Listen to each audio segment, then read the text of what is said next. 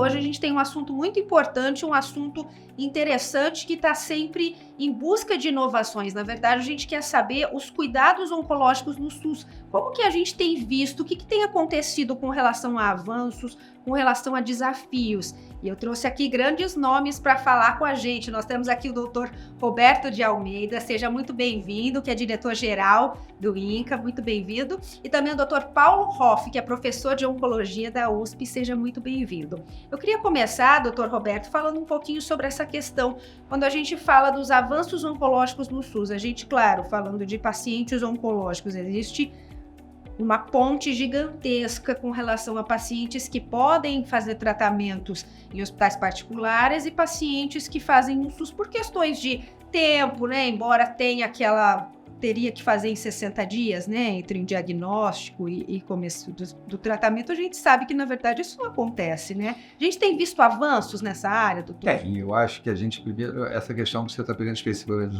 dos 60 dias, isso começou, inclusive, a gente vinha se deparando com um tempo muito maior. E a gente, em cima de um estudo que até a SBOC, na ocasião, publicou, que eram esses dados, e o sistema inglês tinha já estabelecido esse período de 60 dias como um período que você teria de necessidade de fazer.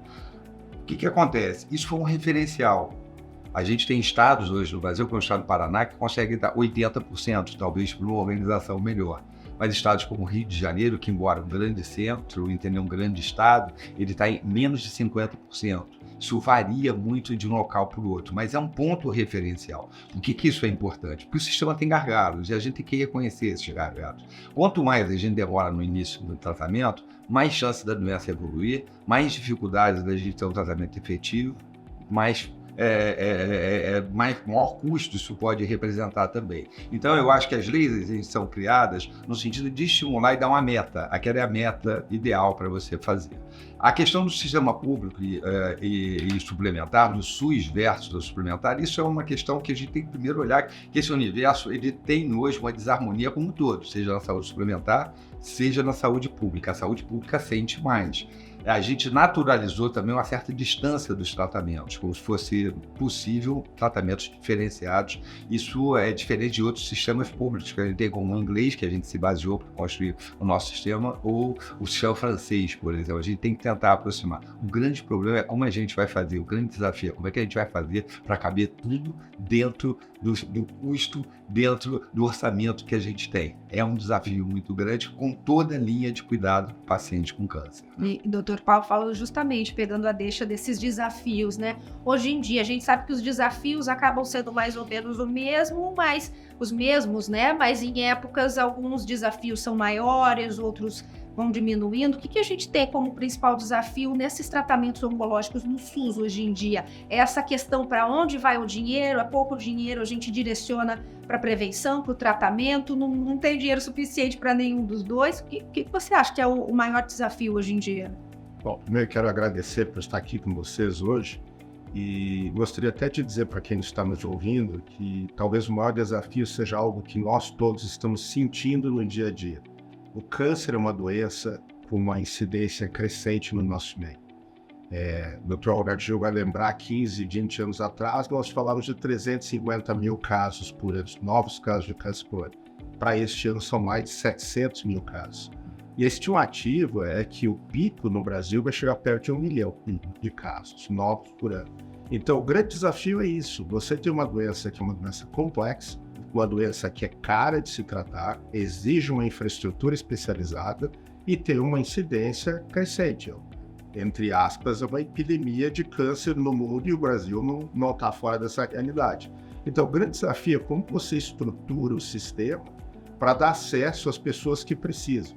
E aí, voltando a essa questão que você discutiu inicialmente com o Dr. Roberto Gil, no Brasil nós temos efetivamente uma lei que determina que o paciente tem que ser tratado em 60 dias. A lei é muito bem intencionada, é uma lei que eu acho que é apropriada. No entanto, esta lei ela foi promulgada dissociada de qualquer investimento adicional no sistema. Então, ou você imagina que os serviços que atendem o SUS antes não faziam o seu melhor e agora, por causa da lei, vão se obrigar a fazer, ou é uma lei que acabou dando este resultado. Trouxe atenção para um problema significativo, que é o problema de acesso, mas não trouxe consigo os recursos para solucionar. E aí, o cobertor é curto. Você mencionou, nós investimos na prevenção, na detecção, no tratamento precoce e no tratamento da doença avançada. Cada um dos nossos concidadãos que está numa dessas fases, obviamente e legitimamente acha que a sua fase é a mais importante. Mas como sociedade nós temos que hierarquizar onde nós vamos investir o nosso recurso. Porque o recurso tem aumentado, né?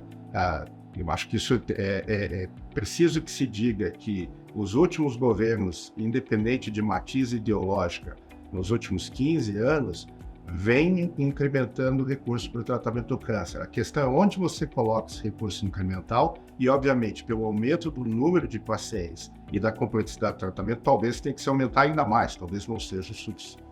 Eu acho que isso também, nesse raciocínio que o Paulo está falando, isso é importante a gente falar, que o Brasil envelheceu muito rapidamente. Pegar a pirâmide populacional, a gente teve um envelhecimento muito rápido da população, levando a todas as doenças crônicas. E se a gente fala do câncer, eu não posso deixar de olhar todas as outras doenças crônicas também, que hoje também impressionam nesse sentido de atendimento.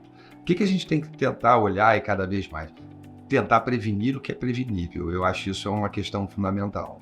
A gente hoje tem uma incidência de colo uterino, por exemplo, que é uma doença evitável, que a gente é inaceitável com um país como o nosso, a gente ainda convive com as taxas. Para quem está nos assistindo e nos ouvindo, que é uma doença evitável. Doença evitável é quando você tem uma causa determinada. Você sabe que é o vírus do HPV, né, 16, 18. Tem uma vacina para você fazer e você não tem a taxa de cobertura eficaz.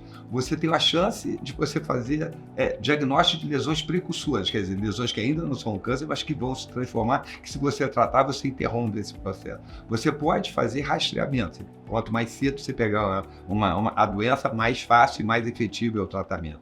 E isso já é de conhecimento há muitos anos, entendeu? A gente hoje, se você vacinar toda a população, por exemplo, você pode até no futuro ter menos preocupação até com esse rastreamento, porque você sabe que você diminui, claro, entendeu? Como a Austrália está fazendo. Eu gostaria de fazer até um apelo para quem está nos ouvindo, que o Brasil teve um sucesso muito grande com a redução de carga tabágica, né? Nosso país hoje está com o uso de tabaco ao redor de 10% da população de risco, né? Só que nós estamos vendo um renascimento na juventude do cigarro eletrônico. Mas é diferente do tabaco. É uma porta de entrada, alta dose de nicotina, altamente viciante. Nós precisamos nos conscientizar que o tabaco, apesar da redução, ainda é responsável por quase 30% das mortes de câncer no nosso meio. Nos próximos anos a gente pode ver um aumento por conta desses jovens, dessas pessoas hoje em dia? Eu acho que a gente tem que ter duas coisas primeiro. A gente tem um estudo do Vigitel, porque a gente já tem uma regulamentação. A regulamentação que a gente tem hoje do tabaco é a proibição.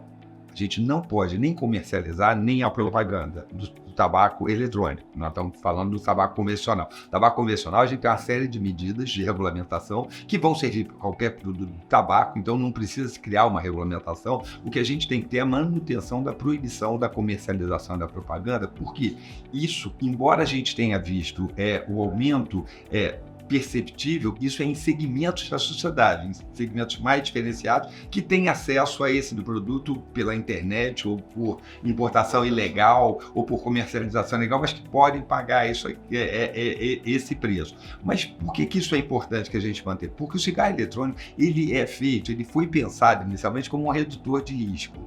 Não tem nada de redução de risco, ele é um programa de iniciação, todo o design dele, todo o estímulo, tudo que ele faz, altamente viciante, porque é um tabaco de forma errada que virou vira moda, se tenta fazer isso, então a juventude é mais sensível a essas questões. Por isso é que a gente precisa muito manter essa proibição. Se tiver tabaco eletrônico disponível na banca de revista da esquina, ele tem muito mais nicotina, ele vicia muito mais rápido que o cigarro. Porque ele impregna o receptor. A gente tem um receptor. Por que você tem vício? É a velocidade que você faz a impregnação de um receptor que você tem.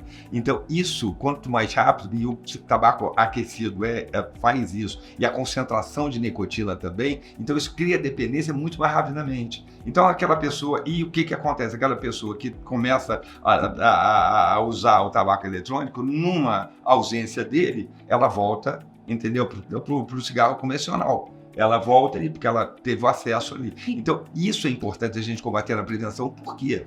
Porque a gente tem isso. Outra questão é a obesidade. A gente não pode assistir. O que a gente está vendo, 20% da população brasileira é obesa. E isso está ligado diretamente à mudança de hábitos que a gente Uma teve. coisa interessante, né, Gil?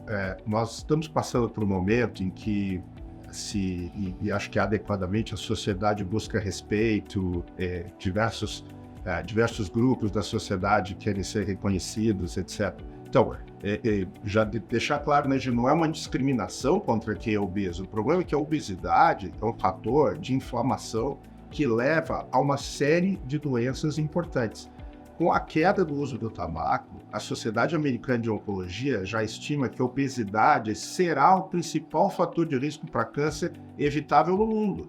Então, obesidade não pode ser normalizada como sendo algo saudável. Não é.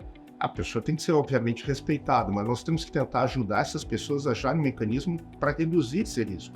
Lembrando sempre que obesidade não é sobrepeso, né? Tem uma diferença importante, o sobrepeso não aumenta o risco de doenças crônicas, mas a obesidade sim, você vai ter mais problemas cardiovasculares, você vai ter mais câncer, obesidade é um fator de risco para câncer, e você vai ter um encurtamento da expectativa de vida. Então é importante que a gente trabalhe esse aspecto. Isso eu acho que é importante que a gente tenha. A USP desenvolveu um conceito, que é um conceito hoje que mundialmente vai se incorporando, dos ultraprocessados, quer dizer, o processamento do alimento, que é você colocar. A gente sempre processou alimentos, a gente pensar que a gente, quando botou a carne no fogo, quando a gente botou um produto no fogo, ele estava processando o alimento in natura de alguma forma, só que isso foi ganhando um ponto de sofisticação que hoje a gente não sabe nem mais o que a gente está ingerindo. Isso leva ao uso de um monte de substâncias que hoje são nocivas. E é uma questão difícil, porque o mundo moderno hoje, a gente quer alimentação saudável, mas a gente sabe que isso depende de outros determinantes sociais, como o tempo de transporte da pessoa, o tempo que ela tem em casa para fazer, a praticidade de ter. Praticidade. Falando em termos populacionais, o alimento ultraprocessado é barato. É barato. É uma caloria barata. Por isso que nós estamos tendo essa epidemia de obesidade. Nós não tínhamos essa obesidade anteriormente. A caloria, paradoxalmente, ela se tornou barata. Só que uma caloria de baixa qualidade. Uma caloria que, além de te provocar obesidade, traz carcinógenos, etc. Mas aí o que economiza na comida vai gastar Vai depois no gastar na remédio, saúde, né? Em termos de sociedade, mas o indivíduo não sente. Não sente isso. Isso é que é a dificuldade. Isso é difícil da gente conversar. Então, Agora a gente está fazendo uma reforma tributária, onde a gente consegue hoje, porque o álcool é outro problema, é outro fator que também a gente sabe que tem. Essa discussão é muito incipiente no Brasil ainda, a gente não conseguiu acumular como a gente já está conseguindo outras coisas em relação ao álcool, que tem que ser colocado. Não existe nível seguro de gestão de álcool, entendeu? Ele já está relacionado. Mas eu digo assim, esse olhar que o Paulo está colocando é muito importante. A gente tem que se deparar por aquilo que está causando o câncer. Segundo ponto, a gente tem que chegar mais cedo. A gente não pode... Acesso que a gente tem ali, estrutura de aproximação entre a nossa especialidade e a atenção primária.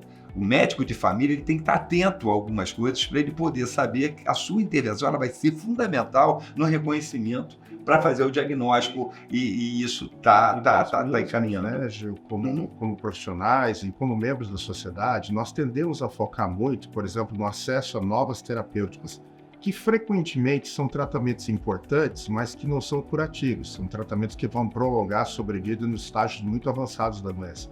Como sociedade, nós vamos ter um recurso limitado. Então, temos que pensar também em investir no diagnóstico e no tratamento inicial que é curativo, cirurgia, radioterapia de doença localizada. Eu acho que um grande esforço no Brasil tem que ser feito para detectar precocemente e tratar precocemente. Mas um ponto-chave, de acordo com o que vocês estão falando, seria trabalhar nessa prevenção, na informação, para que... Prevenção, informação ao médico da atenção básica, organização, que também tem uma coisa. A gente tem hoje alguns gargalos com patologia. Não adianta, eu tenho que ter sinergismo de esforços. Não adianta eu ter um patologista isolado, eu tenho que ter um centro de patologistas e ter um fluxo de recebimento para que esse diagnóstico saia com boa qualidade, em tempo. Porque se eu demoro 30, 50 dias e eu tenho uma lei de 60 dias, aí eu tenho 50 dias para dar o diagnóstico, 60 dias para ele começar o tratamento, isso tudo vai se somando em evolução. Então hoje o que a gente procura fazer é tentar a organização. Quer dizer, como a gente consegue os pegar dentro do que a gente tem e a gente ter mais organizado o nosso esforço? Como é que a gente pode estar transmitindo? Porque essa informação não é só para a população, também são para profissionais de saúde que não estão na especialidade, eles fazem a medicina geral, mas é que eles têm que estar atentos. A gente tem uma exposição ao sol grande.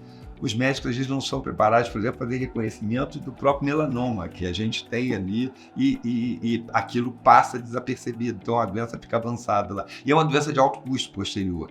Uma coisa que a gente tem que associar também é o tratamento, é o rastreamento que a gente fala, o diagnóstico ao tratamento da doença inicial. A gente tem que ter, hoje a gente tem que ter um investimento, é que esse tratamento seja o mais correto possível. Então, hoje a gente quer para fazer. É isso.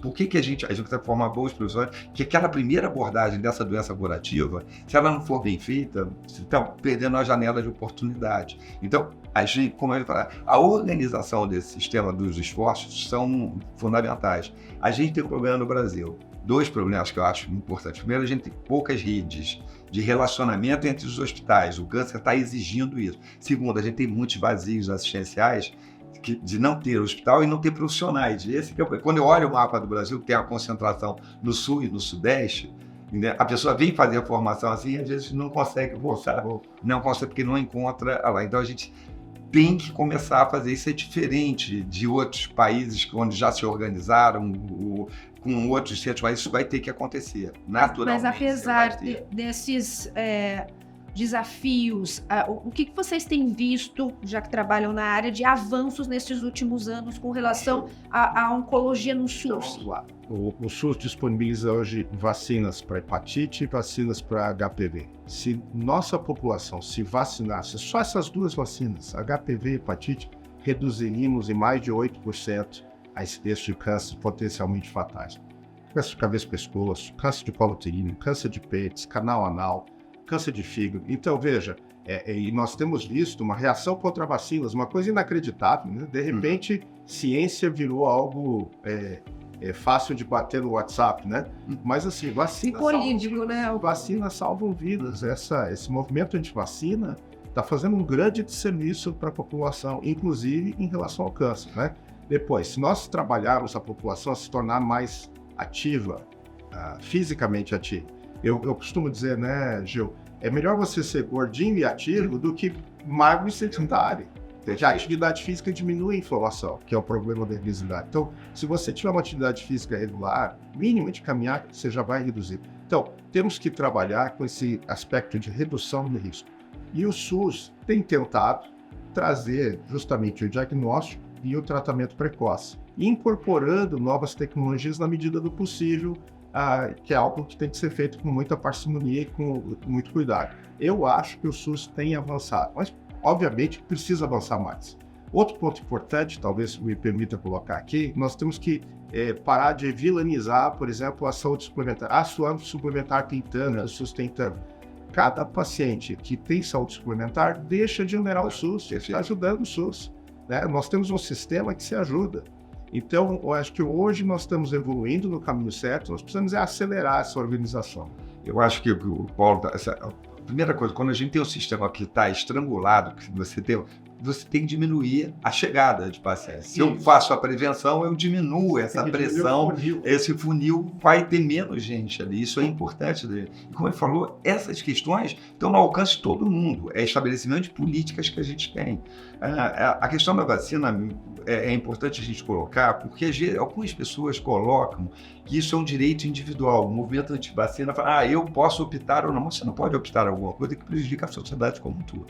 Isso é alguma coisa que não tem. A gente tem políticas públicas hoje aqui que a gente pode garantir, levar as vacinas para a escola, ter facilitadores também. E isso só faz com políticas públicas. Quer dizer, uma coisa é se eu consigo juntar o sistema escolar com a vacinação do HPV, isso é uma questão importante. A criança vai na escola e é vacinada. Isso não pode ser confundido com um incentivo Porque o HPV é uma vacina que previne doenças sexualmente transmissíveis, que eu estou fazendo um incentivo à sexualização precoce. Isso é um absurdo, não tem nada uma coisa a ver com a outra. Principalmente quando a gente olha os números que o Paulo falou, que isso não está incidido. Hoje a gente tem, por exemplo, a vacina HPV, inicialmente foi só para as meninas, de 9 a 13 anos. A gente sabe que também é importante vacinar os meninos. Não é ainda o programa, mas a gente hoje a gente sabe que a gente pode estender mais do que 13 anos. Isso tudo são construções que a gente pode fazer, porque a tecnologia também barateou. A gente, quando teve, por que a gente não usa a vacina nonavalente, que é contra 9 vírus? Porque ela ainda é mais cara. E a transferência de tecnologia foi para quadrivalente. Então a gente tem que usar aquilo que a gente tem. Ela está hoje aqui, entendeu? Pode ser que no futuro a gente não precise usar 2 doses. Se a gente usar a nonavalente, a gente pode ter 1 dose só. São coisas que são facilitadores também. A gente tem uma taxa de cobertura com 1 dose no Brasil que está batendo 80%. Isso é muito bom.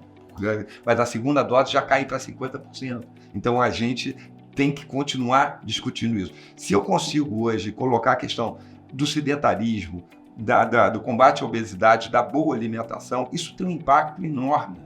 Do alcoolismo, a gente pode hoje estar reduzindo muito essa questão, porque a idade a gente quer pelo contrário, essa a gente quer que a gente viva mais, né? A gente nunca vai combater a idade, né? Mas essa pode ser a primeira geração americana que não vai aumentar a idade, que vai diminuir por esses fatores todos. Então não adianta só estruturar, ter dinheiro no sistema, nada disso. Se você não combater e não prevenir, você não consegue melhorar isso. Uma outra coisa que eu acho também muito importante foi o que o Paulo falou, que a gente tem um olhar hoje integral do tratamento e a gente saiba aonde a gente é efetivo, porque também a gente muitas vezes os cuidados de final de vida, os cuidados paliativos, ela pode permitir, às vezes, ao médico parar com uma certa obstinação terapêutica. Eu quero tratar, porque às vezes você parar um tratamento para o paciente e conseguir dar um tratamento de suporte, você garante para ele a mesma, entendeu? Sobrevida que ele tem, às vezes com a qualidade de vida melhor. Então isso também é importante. E se eu tenho hoje que alocar os meus recursos prioritariamente, é isso que a gente tem que falar. Não é que a gente não queira fazer, não queira as inovações, mas às vezes como a gente está na saúde pública, a gente tem que decidir. Não adianta eu falar assim, não, eu não tenho, eu tenho que fazer escolhas. E fazer escolhas é um processo difícil. Então eu vou fazer a escolha naquilo que eu sou mais efetivo. Isso aqui eu não... Até porque eu interrompo aquele processo. Aquele paciente, ele não continua ali, não continua dependendo ou onerando o sistema público. Ele consegue ter ali, ele consegue ser devolvido à sociedade como um agente produtivo de tudo isso. Isso é muito importante que a gente faça. É aí que a gente precisa estruturar, a gente precisa estar melhorando sempre, a gente está precisando sempre ter um olhar de que se não está bom, a gente tem que melhorar. E como o Paulo falou, isso é uma perspectiva de Estado. Isso não pode ser um programa do governo A, B ou C. Isso é uma coisa que tem que ter, são degraus que a gente tem. Cada um está ajudando o outro a construir, a gente tem continuidade nos programas.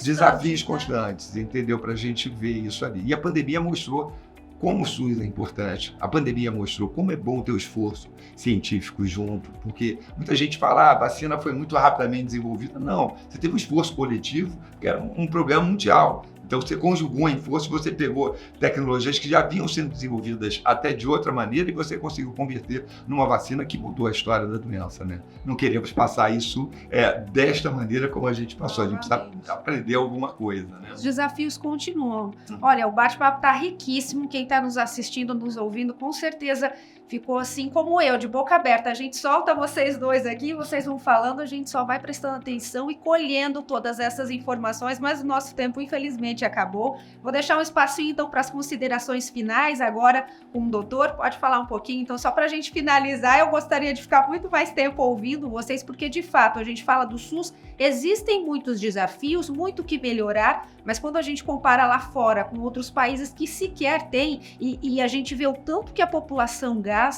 com saúde, a gente vê que tem uma riqueza aqui que precisa sim de um cuidado, mas a gente tem que em muito lugar não tem lá fora, né? Eu acho que a gente tem que entender que o SUS é uma coisa extraordinária. Poucos países com 200 milhões de habitantes ousou fazer um sistema universal e integral. A equidade é uma procura que a gente está fazendo, mas eu acho que a gente, como eu falei, a pandemia mostrou toda a importância que tem o SUS. E não há como tratar oncologia numa população que vem envelhecendo, que vem aumentando a incidência, se a gente não tiver a consciência de que isso tem que ser acesso para todo mundo. Senão a gente não muda os indicadores. Muito obrigado pela oportunidade. Muito bom estar com vocês. Dr. Roberto de Almeida Gil, que é diretor-geral do INCA. Agora, então, as palavras finais do Dr. Paulo Hoff. Acho que o Júlio já falou do SUS, que eu diria ao nosso ouvinte que tem medidas simples que você pode fazer para ajudar o sistema e diminuir o seu risco. Então, tome sua vacina, se proteja se for ao sol, especialmente agora, né? No Brasil, que nós temos esse clima tão quente, muito sol, muita exposição de sol. Coma saudável, pratique atividade física e, obviamente, fique atento ao seu corpo. Se você notar sinais, sangramentos, dores em poucos pecados, etc., procure médico, porque a detecção precoce leva a cura. Tá certo. O Dr. Paulo Hoff, professor de Oncologia da USP, muito obrigada, doutor. Bate-papo riquíssimo. Só ganhou quem usou esse tempinho aí, pequeno, mas que deu para aproveitar da melhor forma possível. Eu agradeço vocês dois. Muito obrigada. Obrigado.